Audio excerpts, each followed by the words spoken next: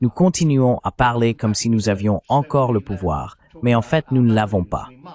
Alors nous parlons de nos valeurs. Une des phrases que l'on entend beaucoup au Parlement est « nous devons ». Nous devons. Comme si nous avions le pouvoir. Nous devons nous assurer que les Chinois cessent de persécuter les Uruguayens. Nous devons. Nous devons. Nous devons. Je ne sais pas. Tout ce que l'on peut vraiment dire, c'est que c'est un réflexe historique, d'une certaine sorte. Peut-être est-ce la façon dont les gens sont élevés et éduqués dans les universités, ou d'une certaine manière, juste pour dire ces choses.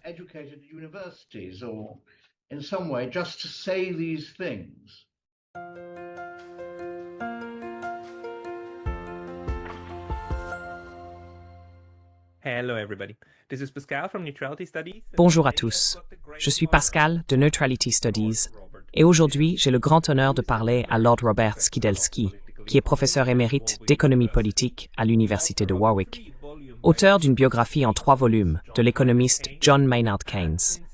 Et depuis 1991, il est membre de la Chambre des Lords, c'est-à-dire la Chambre haute du Parlement britannique, bien sûr. Lord Skidelsky, bienvenue. Merci.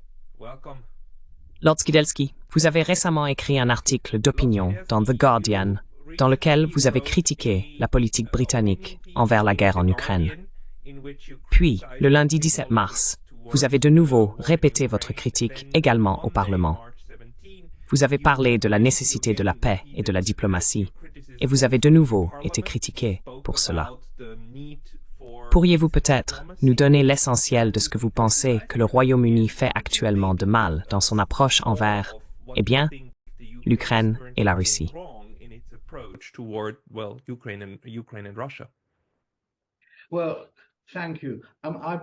Eh bien, merci. J'ai dit à peu près la même chose depuis 2 ans et demi, à savoir que nous devons avoir une politique de paix et non une politique de guerre. Et nous ne pouvons pas avoir une politique de guerre, parce que si nous étions vraiment sérieux à propos d'une guerre, nous risquerions simplement une escalade dangereuse. Parce que la Russie est évidemment beaucoup plus forte que l'Ukraine. Et donc, vous savez, une politique de guerre n'a aucun sens. Et pourtant, les Britanniques, je veux dire, ma critique de la politique britannique est que chaque déclaration de notre gouvernement au cours des 3 dernières années a dit que nous soutiendrons l'Ukraine jusqu'à ce qu'elle obtienne la victoire.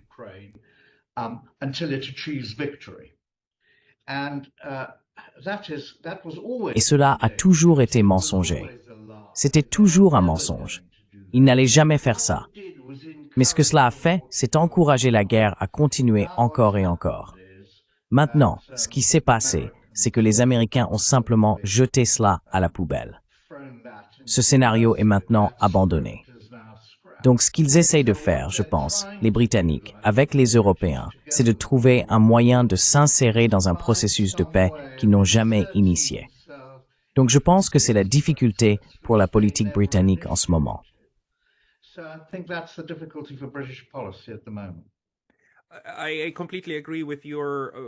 Je suis complètement d'accord avec votre observation.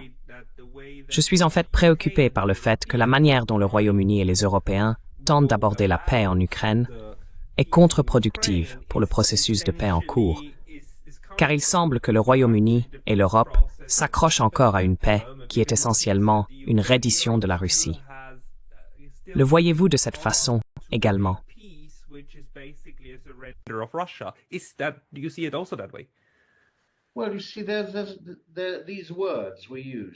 Eh bien, vous voyez, il y a ces mots que nous utilisons. Par exemple, les Britanniques ont maintenant dit que ce que nous favorisons est une paix juste et durable. C'est la formule, c'est le mot. Eh bien, qu'est-ce qui est juste et durable? Oui, bien sûr.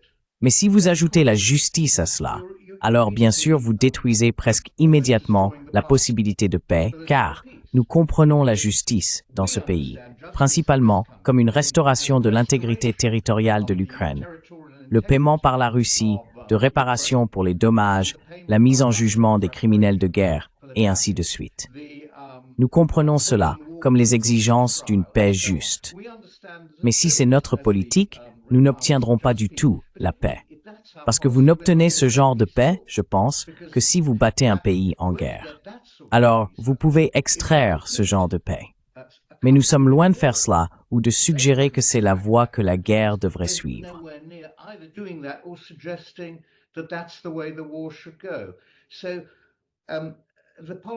Donc, la politique est très contre-productive.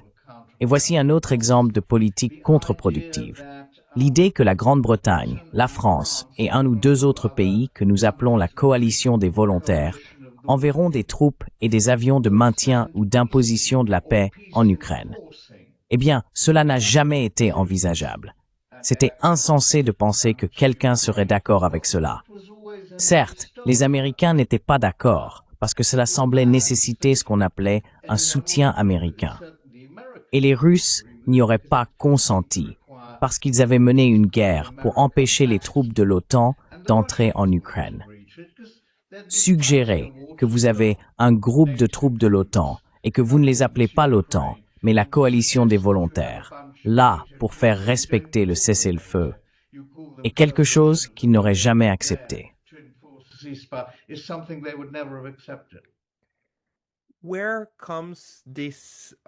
D'où vient cette, ne l'appelons pas une obsession, mais d'où vient cette vision du monde selon laquelle c'est faisable, que ce ne sont pas seulement des idées, mais qu'il s'agit d'une politique que M. Keir Starmer poursuit réellement. Parce que lorsqu'il était aux États-Unis, il y a 3 ou 4 semaines, il se tenait à côté de Donald Trump, assis à côté de Donald Trump. Et Donald Trump, lui, a effectivement demandé « Alors, pouvez-vous affronter les Russes par vous-même » M. Keir Starmer ne pouvait que sourire, n'est-ce pas?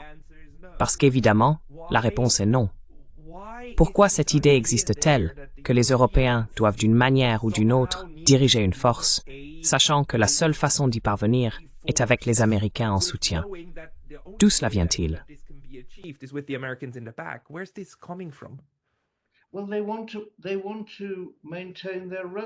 Eh bien, ils veulent maintenir leur pertinence. Je veux dire, leur scénario a été bouleversé. Et donc, d'une certaine manière, ce qui se passe maintenant est une affaire entre l'Amérique et la Russie, ou Trump et Poutine et l'Ukraine.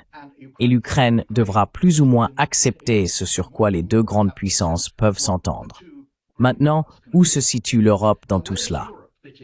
Elle ne s'y intègre pas, car sa politique était de ne pas parler du tout à Poutine. Il n'y a eu aucun contact diplomatique entre les dirigeants européens et la direction russe depuis 2 ans et demi ou 3 ans. Donc ils ne font pas partie de cet accord. Ils n'ont pas de place dedans. Et c'est pourquoi ils sont terrifiés, en quelque sorte. Ils sont vraiment terrifiés que d'une part, Poutine et Trump forment une nouvelle alliance qui exclurait d'une manière ou d'une autre les Européens.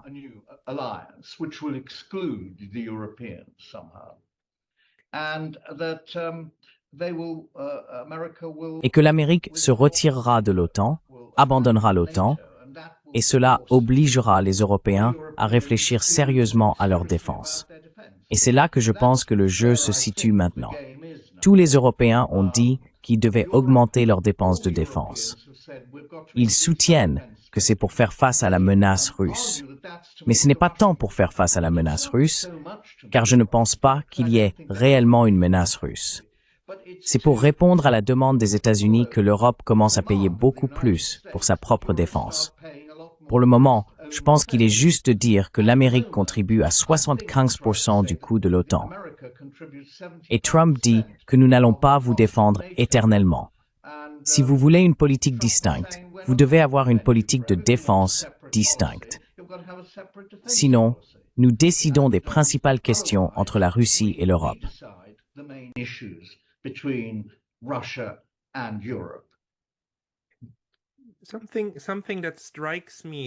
Ce qui me frappe comme incroyable, c'est que nous avons eu 30 ans depuis la fin de la guerre froide, après 1991, 30 ans pour essentiellement profiter du dividende de la paix, pour tirer quelque chose du fait que l'Union soviétique n'existait plus et que même la Russie voulait s'intégrer dans les structures occidentales.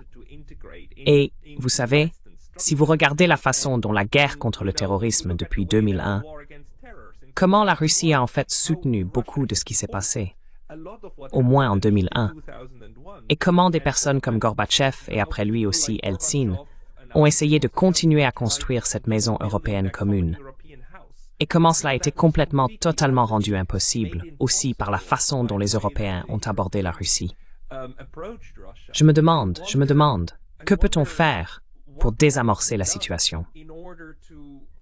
Parce que l'escalade ne se produit pas depuis 2021. L'escalade dure depuis 25 ans avec la Russie.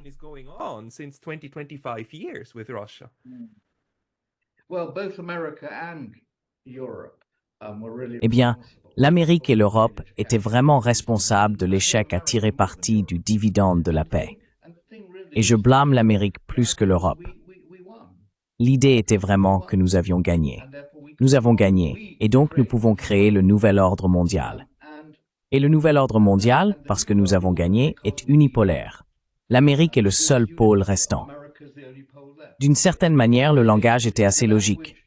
Si vous acceptez cette prémisse, il y avait un monde bipolaire. L'un des pôles était maintenant renversé. Par conséquent, il y avait un monde unipolaire, et le monde unipolaire était centré sur l'Amérique. Et la Russie n'avait aucune considération. La Russie ne devrait pas avoir plus de considération qu'un ennemi vaincu mais non conquis. Et donc, je pense que c'était ça. C'est pourquoi le dividende de la paix n'a pas réussi à se matérialiser à la fin, car il était prémisse hégémonique. Because it was based on a hegemonic premise. And gradually, as Et progressivement, à mesure que la Russie retrouvait sa force et que la Chine, bien sûr, progressait très rapidement sur le plan économique durant cette période, l'idée d'un monde multipolaire s'est naturellement développée. Et c'est devenu la doctrine officielle de tous ceux qui ne faisaient pas partie de l'alliance américano-OTAN. Et c'est ainsi que je pense que cela s'est développé. Très intéressant, j'ai beaucoup écrit sur l'économiste John Maynard Keynes. Lorsqu'il a écrit Les conséquences économiques de la paix en 1919, qui attaquait le traité de Versailles, il n'a jamais blâmé les Allemands. Il n'a jamais blâmé les Allemands. Il a dit que nous devions vivre avec les Allemands et que nous devions trouver un moyen de vivre avec des gens que nous pourrions ne pas aimer ou approuver, parce que sinon, a-t-il dit. Et c'est la phrase « la vengeance viendra ».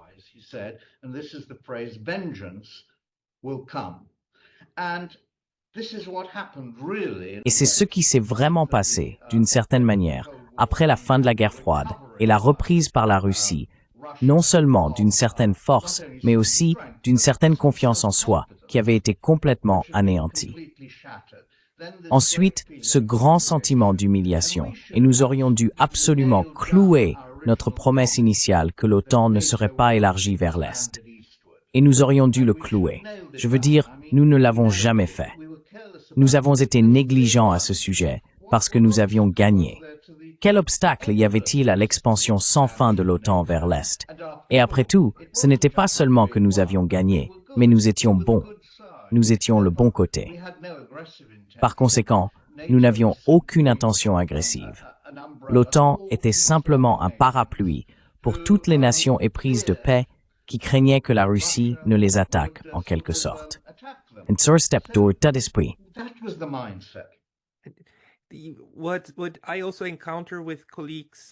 Ce que je rencontre aussi avec des collègues et amis d'Asie du Sud-Est et avec des collègues du Sud global, c'est que pour eux, la menace que l'OTAN pose à la Russie est assez évidente. Et la plupart d'entre eux disent, comme, oui, regardez, 1999, la Serbie, la Yougoslavie ne faisaient pas partie de l'OTAN, n'est-ce pas? Ce n'était pas un territoire de l'OTAN, mais l'OTAN est allé bombarder là-bas. Et l'OTAN est allé bombarder d'autres endroits, y compris la Libye. Et c'est, je veux dire, évidemment, cela sera perçu comme une menace potentielle par les Russes. Les seuls qui ne voient pas cela sont les membres de l'OTAN qui continuent de dire que nous sommes l'alliance militaire la plus pacifique de l'histoire des alliances militaires. Est-ce intentionnel, comme une volonté d'aveuglement sur la façon dont les autres vous percevront? Ou y a-t-il vraiment un blocage mental dans la façon dont beaucoup de gens en Europe se perçoivent?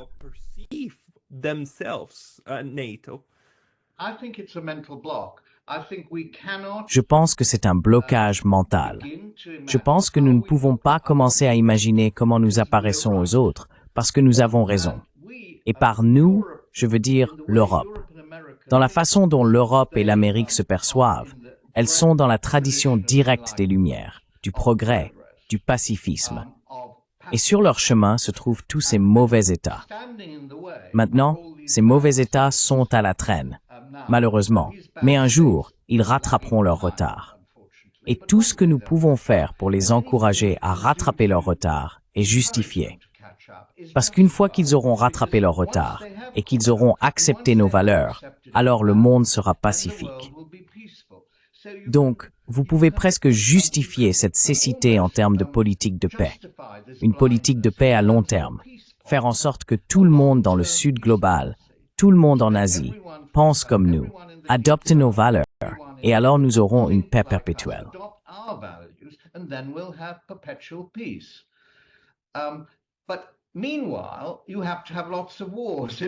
Mais en attendant, il faut mener beaucoup de guerres pour arriver à cet état de choses. Et c'est là que réside l'aveuglement, que nous ne pouvons rien voir d'un autre point de vue. Et le point que vous soulevez est tout à fait juste. En Asie de l'Est et dans une grande partie du Sud global, l'OTAN est perçue comme agressive. Et le fait est que l'OTAN est le successeur de toutes ces puissances impériales qui ont dominé le reste du monde au XIXe et au début du XXe siècle. Donc, bien sûr, ils voient un lien. Il nous faudrait une diplomatie très habile pour vraiment naviguer cela. Mais nous ne l'avons pas fait. Nous avons été négligents parce que nous avons gagné.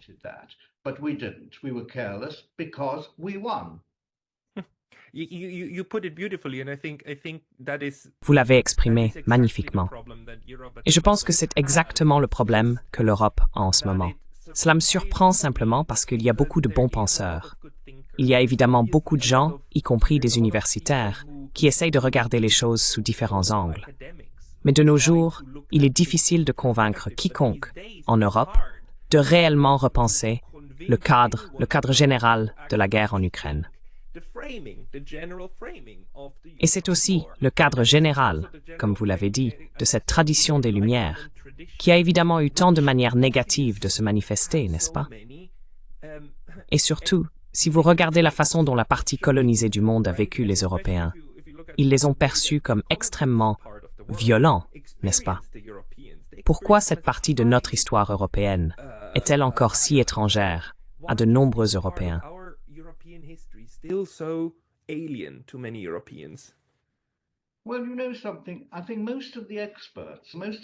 Eh bien, vous savez, je pense que la plupart des experts qui se prononcent sur l'Ukraine et sur les relations internationales font maintenant tous partie de l'establishment de la défense.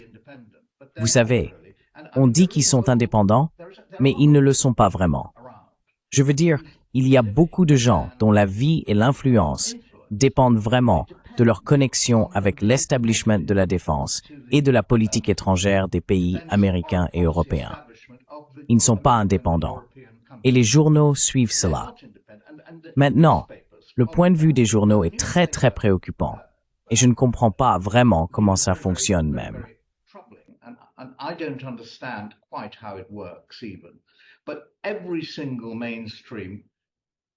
Mais chaque journal grand public s'est aligné sur le point de vue officiel du gouvernement et est resté ainsi tout au long de la guerre. Vous avez mentionné, je pense, un article que j'ai écrit dans The Guardian était la première fois que j'ai réussi à publier un article dans un journal grand public depuis près de 3 ans. Pourquoi cela?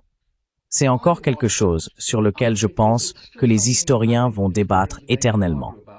Il y a quelques experts indépendants et penseurs vraiment indépendants, mais on peut presque les compter sur les doigts d'une main.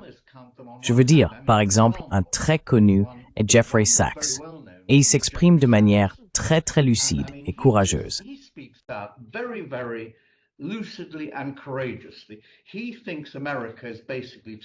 Il pense que l'Amérique est fondamentalement responsable de tous ces problèmes et cela ne le rend pas très populaire.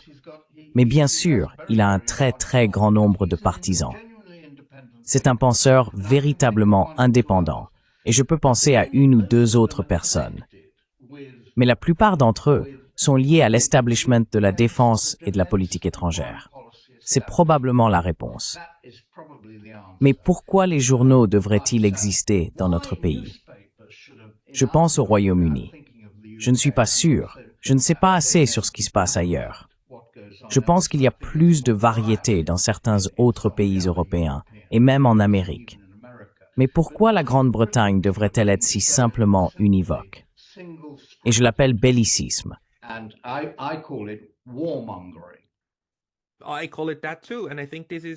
Je l'appelle ainsi aussi. Et je pense que c'est ce que c'est. Nous avons besoin d'un modèle explicatif à un moment donné pour comprendre pourquoi, dans les sociétés libérales, où la presse est nominalement libre, il y a encore quelque chose qui conduit à une uniformité de ces instruments de formation d'opinion.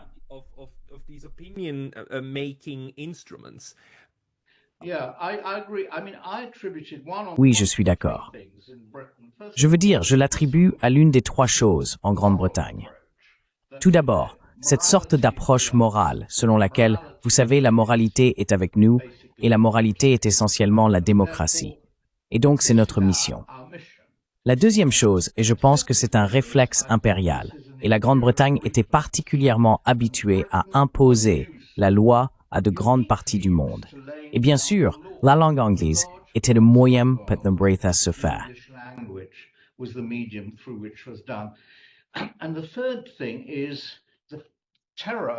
Et la troisième chose est la terreur de l'apaisement. L'apaisement d'Hitler n'est jamais loin des esprits des gens qui parlent de ces choses en Grande-Bretagne. Et la honte d'avoir apaisé Hitler, et donc de l'avoir déchaîné sur le monde en lui cédant une partie de la Tchécoslovaquie en 1938. C'est toujours là. C'est juste sous la surface. Si vous laissez Poutine s'en tirer avec quoi que ce soit ici, il sera comme Hitler. Il ira en Géorgie, il ira dans les États baltes, il ira en Moldavie. Et après cela, quand il aura saisi tout cela, il pensera à la Pologne. Comment les gens peuvent-ils penser de manière si décontextualisée? Je ne peux pas comprendre. Mais néanmoins, c'est là, je vous le promets.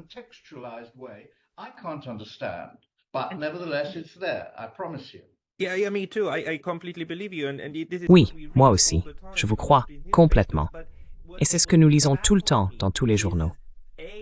Mais ce qui me déroute, c'est premièrement que ce récit repose bien sûr sur l'ignorance totale et complète de toutes les contre-preuves existantes. Et je continue de dire, regardez, la plus grande contre-preuve dont vous avez besoin est la Mongolie.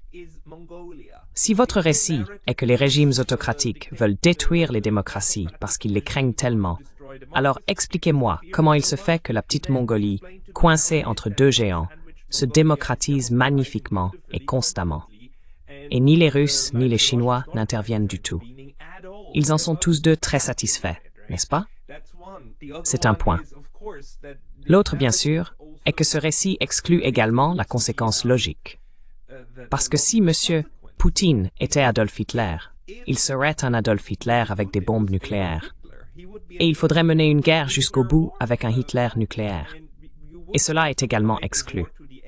Comment pensez-vous que cela soit possible, que ces deux aspects coexistent?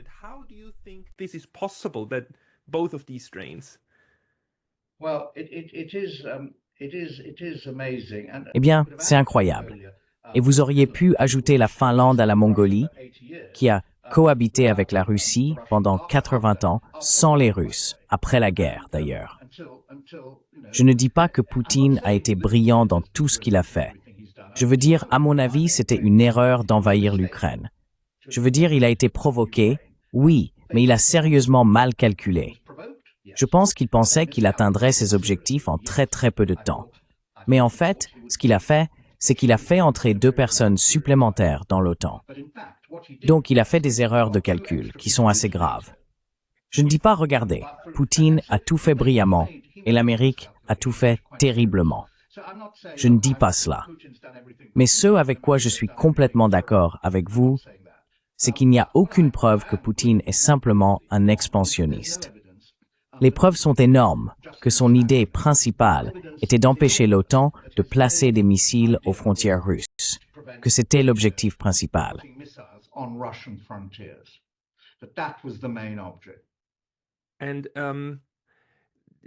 Et quelle est la croyance parmi vos collègues à la Chambre des Lords?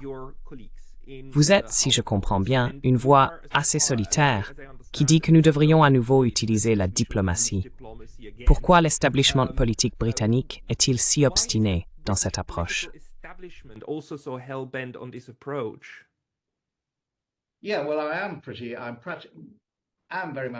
Eh bien, je suis à peu près une voix solitaire à la Chambre des Lords. Je pense que nous sommes 3 à chanter régulièrement, plus ou moins, la même chanson parmi plusieurs centaines. Et il y en a d'autres qui disent « Écoutez, je suis sûr que nous sommes d'accord avec beaucoup de ce que vous dites, mais nous ne pouvons pas le dire pour l'instant. » Donc, il y a un certain manque de courage là. Oui, je veux dire, je pense que les choses changent. Il y aura des changements en cours. Et c'est Trump qui l'a vraiment fait. Je veux dire, il y avait tout un ensemble stagnant de relations internationales qui dérivait inévitablement vers des combats continus avec la possibilité d'une escalade, avec les Ukrainiens perdant lentement du terrain, avec d'énormes pertes en vies humaines.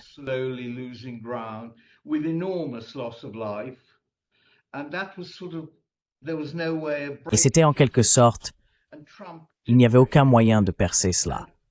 Et Trump l'a fait.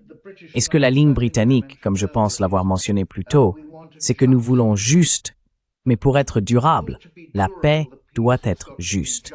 Parce qu'il est si difficile de définir ce qu'est la justice, cela signifie que vous êtes en fait engagé à continuer de vous battre à moins de conquérir la Russie d'une manière ou d'une autre.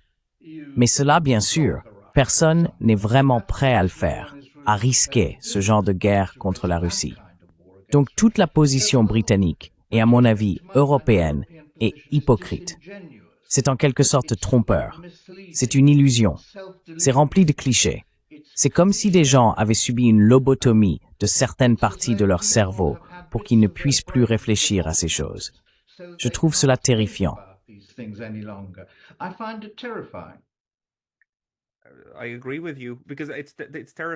Je suis d'accord avec vous, parce que c'est terrifiant. Si cela continue, cela mènera à encore plus de guerres, parce qu'une paix juste signifie imposer la paix, ce qui signifie mener la guerre. Oui, mais en même temps, vous avez également évoqué le fait que les gens en Grande-Bretagne ne sont pas prêts à mener une guerre plus large. Et nous l'avons vu, n'est-ce pas? Si l'OTAN avait été prête à intégrer l'Ukraine et à mener la guerre, elle aurait pu le faire dès le premier jour, n'est-ce pas? Très bien. Nous envoyons toutes les troupes. Nous aurons une grande guerre avec la Russie. Mais ils ont dit non à cela. Alors comment l'establishment politique britannique, et ainsi de suite, gère-t-il cette situation, cette divergence où les mots sont tous belliqueux? Mais en fait, à la fin, vous essayez de ne pas avoir cette guerre, ce que je pense être une bonne chose. Je ne veux pas qu'ils arrêtent.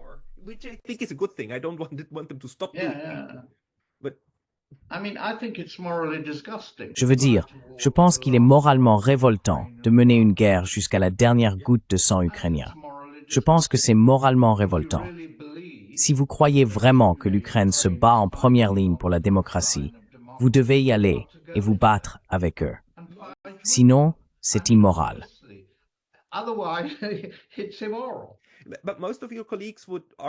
Mais la plupart de vos collègues soutiendraient qu'ils ne le font pas. Ce n'est pas ce qu'ils veulent. Ils ne veulent pas sacrifier le dernier Ukrainien. Mais en réalité, c'est ce qu'ils font.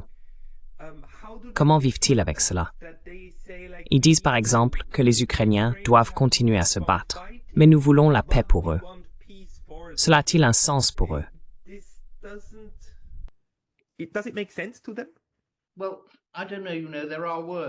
Eh bien, je ne sais pas. Vous savez, il y a des mots pour décrire cela. L'un d'eux est la dissonance cognitive. La dissonance cognitive, je pense, c'est quand les gens habitent un état d'esprit particulier et qu'ils ne peuvent pas penser en dehors de celui-ci jusqu'à ce que quelque chose brise cet état d'esprit et les y oblige. Et je pense que c'est ce que fait Trump. Je veux dire, les gens détestent Trump parce qu'il casse tout partout. Mais ce qu'il fait, c'est briser les états d'esprit. Et c'est très dangereux parce que nous vivons selon nos états d'esprit. Nous vivons selon nos règles. We live by our mindsets, we live by our rules, we live by, let's say, the rules. Nous vivons, disons, selon la règle de l'ordre international régie par des règles. Nous sommes habitués à ces règles. Et ces règles sont très importantes à avoir, car elles constituent une barrière contre l'incertitude, le danger, toutes sortes de choses.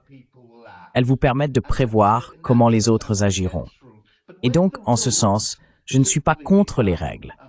Mais lorsque les règles deviennent simplement une partie d'une dérive insensée vers la guerre, alors, bien sûr, quelqu'un qui brise les règles doit être très apprécié. Et j'ai dit dans mon discours à la Chambre des Lords, et je maintiens cela, j'ai dit que si Trump parvient à obtenir la paix en Ukraine, il méritera un prix Nobel de la paix. He will deserve a Nobel Peace Prize. Because it's of course very difficult to do that.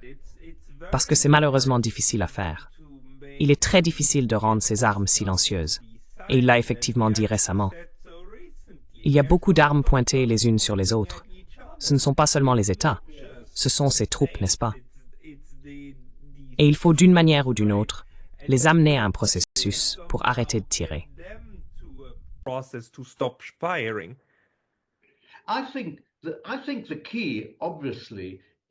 Je pense que la clé, évidemment, c'est la Russie et l'Amérique. Je veux dire, ce sont les deux acteurs principaux maintenant. S'ils peuvent réellement parvenir à un accord de paix qui implique de véritables concessions de la part de la Russie et de l'Ukraine, alors quelque chose sera possible dans un cadre. Et c'est là que je pense que Trump peut offrir quelque chose à la Russie. Il peut dire, regardez, vous êtes maintenant notre principal partenaire dans cette partie du monde, et nous vous traiterons toujours comme tel. Il peut peut-être offrir quelque chose pour réhabiliter le respect de soi de la Russie en tant que grande puissance. Il peut être capable d'offrir cela. Je ne sais pas. Mais Poutine est évidemment aussi très préoccupé par le fait qu'il y aura un cessez-le-feu temporaire et qu'ils continueront à approvisionner l'Ukraine et que la Russie perdra son avantage militaire qu'elle a actuellement.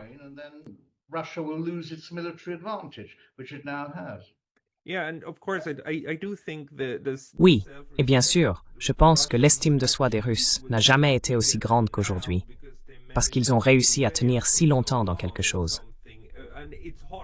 Et c'est horrible. C'est absolument horrible ce qui se passe.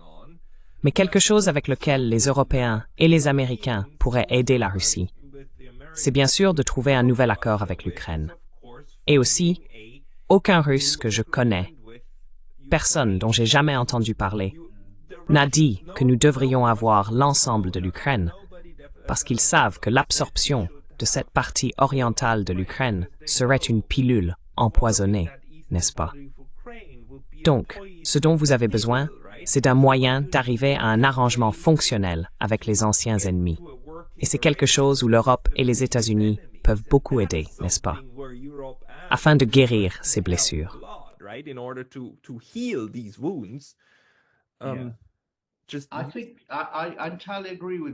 Je pense que je suis entièrement d'accord avec vous. Et quand je parle occasionnellement aux ministres du gouvernement, certains d'entre eux me parlent encore de temps en temps, je leur dis, écoutez, essayez de travailler avec les Ukrainiens. Je veux dire, pour leur faire comprendre un certain nombre de choses. Tout d'abord, qu'ils n'ont pas perdu la guerre et qu'ils ne vont pas perdre la guerre. Je veux dire, ils ont en fait empêché les Russes de faire ce que Poutine voulait initialement, c'est-à-dire installer très rapidement un régime subordonné à Kiev, puis partir. Je veux dire, cela ne s'est pas produit. En d'autres termes, l'Ukraine a combattu pour son indépendance et je pense que c'est un accomplissement incroyable. Et c'est quelque chose pour lequel nous ne donnons jamais de crédit ici, car nous disons toujours que toute paix compromise implique de livrer l'Ukraine à la Russie. Mais ce n'est pas le cas. C'est le point. Ce n'est pas le cas. Et en ce qui concerne le Donbass, je ne pense pas que ce soit du tout le principal problème ici. Je pense que sur ce point, la Russie peut être amenée à un compromis. C'est un point qu'Anatole Lieven a également soulevé, en échange d'une véritable garantie de sécurité. Une des choses que nos dirigeants disent maintenant, c'est qu'il faut s'assurer qu'il y a une véritable garantie de sécurité pour l'Ukraine. Tout accord de paix doit inclure cela. Mais qu'en est-il d'une véritable garantie de sécurité pour la Russie? C'est comme si la Russie n'avait aucune préoccupation en matière de sécurité et que son acte était entièrement non provoqué. C'est toujours le scénario. Et encore, quelqu'un doit m'expliquer pourquoi l'Ukraine a besoin de garanties de sécurité, mais pas la Mongolie. Pourquoi la Mongolie survit-elle en tant qu'État indépendant sans garantie de sécurité de l'OTAN? C'est une obsession.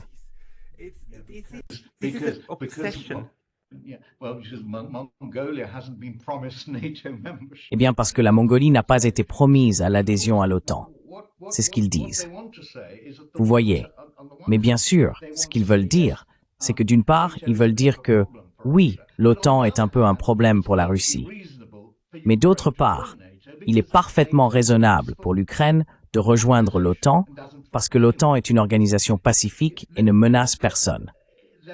Vous savez, ils ont ces deux idées incompatibles dans leur tête. Ils disent oui, la Russie a une mentalité qui est obsolète et inexacte, basée sur la peur de l'OTAN. Revenez à Prince Igor, et la Russie a toujours craint ces griffes encerclantes de l'Occident. Mais tout cela est dépassé, complètement dépassé. Il n'y a aucune menace. La Russie ne fait face à aucune menace de qui que ce soit.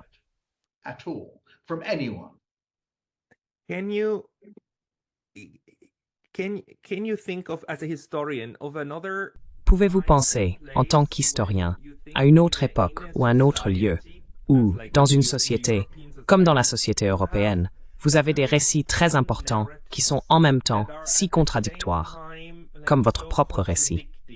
Encore une fois, le récit selon lequel « Oh, l'OTAN est pacifique » ou « La Russie est un tel danger », mais la Russie est aussi si faible. Je veux dire, nous avons tellement de ces récits contradictoires. Pouvez-vous penser à une autre époque ou un autre lieu où c'était le cas et ce qui s'est passé là-bas?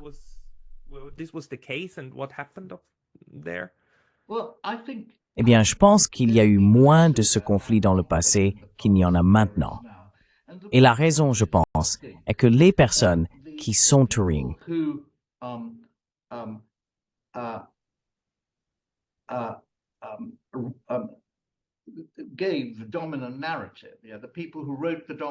les personnes qui ont écrit le récit dominant étaient aussi celles qui avaient le pouvoir. Et donc elles pouvaient imposer leur récit. Elles n'étaient pas confrontées à une contradiction.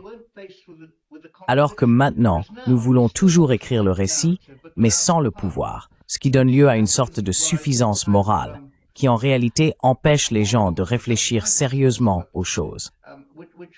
En fait, ce que nous avons, c'est l'idée qu'au lieu du pouvoir, nous avons des valeurs. Et au lieu du pouvoir dur, nous avons le pouvoir doux. Et toutes ces choses sont censées être un substitut.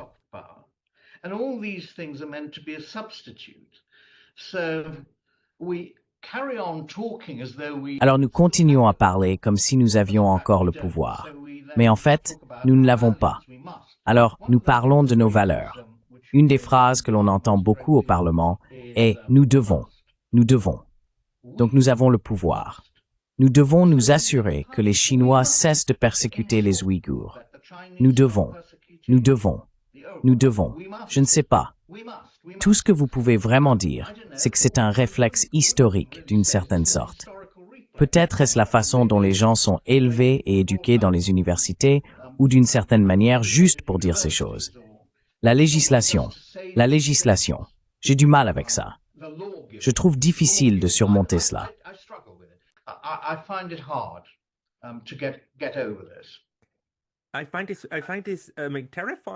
Je trouve cela terrifiant, car cela mène à beaucoup de choses très mauvaises.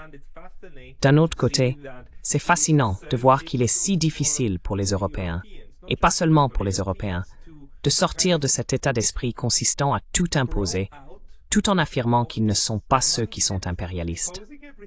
Ils ne sont pas ceux qui imposent. Combien de temps pensez-vous qu'il faudra pour que cette prise de conscience s'installe? Parce que je pense que nous, je veux dire, il y a des gens qui ont effectivement réalisé cela, mais cela représente encore une infime partie de la population européenne. Part yet of the European population. Yeah, The I general agree. public hasn't. No, I think in the general public. Le grand public ne l'a pas fait. Non, je pense que le grand public ne l'a pas fait. Vous avez raison. Je pense que l'un des problèmes en Europe, c'est qu'il y a un grand vide. Et ce vide, c'est l'Allemagne. Ils ont essayé de construire une Union européenne sans la force allemande. Économiquement, certainement. Mais le cœur d'une sorte d'autonomie européenne aurait été l'Allemagne. Et vous voyez, nous avons notre culpabilité, les Britanniques, d'avoir apaisé Hitler. Les Allemands ont beaucoup plus de culpabilité d'avoir produit Hitler. Et donc ils estiment qu'ils ne peuvent pas prendre de véritables initiatives, parce que toute tentative des Allemands de diriger l'Europe rappellera aux autres l'ancienne tentative allemande de dominer l'Europe. Ainsi, les Allemands sont en retrait, et la France est plus ou moins poussée à une position de leader en Europe. La Grande-Bretagne est hors d'Europe. Ainsi, les Européens ont un énorme problème pour développer une politique commune de défense et étrangère.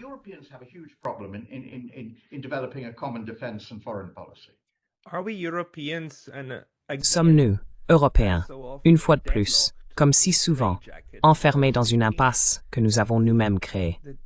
Nous créons simplement toutes ces forces opposées, qui mènent ensuite à des catastrophes, au lieu de solutions à long terme. over the long period? You see, we were all right, we thought. Vous voyez, nous pensions tous avoir raison à l'époque de Biden, parce que l'Amérique était en fait l'État suppléant pour l'Europe, car elle défendait l'Europe. Essentiellement, elle défendait l'Europe. Et l'Europe, je veux dire, d'une certaine manière, l'Europe était un protectorat des États-Unis. Et les Américains en ont eu assez de faire cela, je pense. Et une raison n'est pas seulement que leur point de vue politique a changé, mais aussi que c'est très coûteux d'avoir des protectorats. Vous ne pouvez pas les taxer correctement. Vous les protégez et vous gagnez le prestige de vraiment leur parler depuis cette sorte de position, mais vous ne pouvez pas les taxer. Par conséquent, les Américains ont de plus en plus senti qu'ils n'en avaient pas pour leur argent. Et pourquoi étaient-ils encore dans cette position de protéger l'Europe?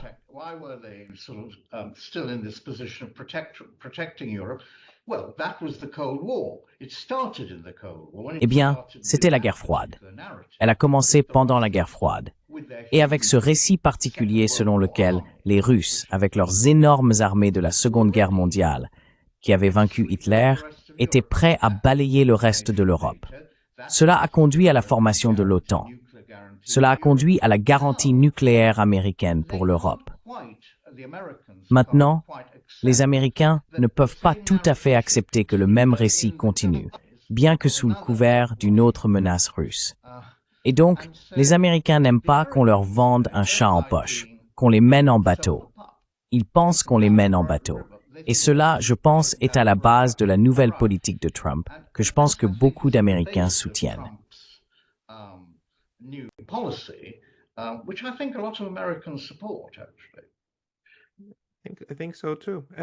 Je le pense aussi. Nous devrions poursuivre cette discussion une autre fois, car il y a encore beaucoup de choses que j'aimerais vous demander, car vous avez une très bonne compréhension de ces questions. Mais je sais que vous avez un rendez-vous pour le déjeuner. Alors je tiens à vous remercier beaucoup. Eh bien, merci. Lord Skidelsky, pour ceux qui souhaitent lire davantage de vos écrits, y a-t-il un endroit où vous publiez régulièrement votre travail?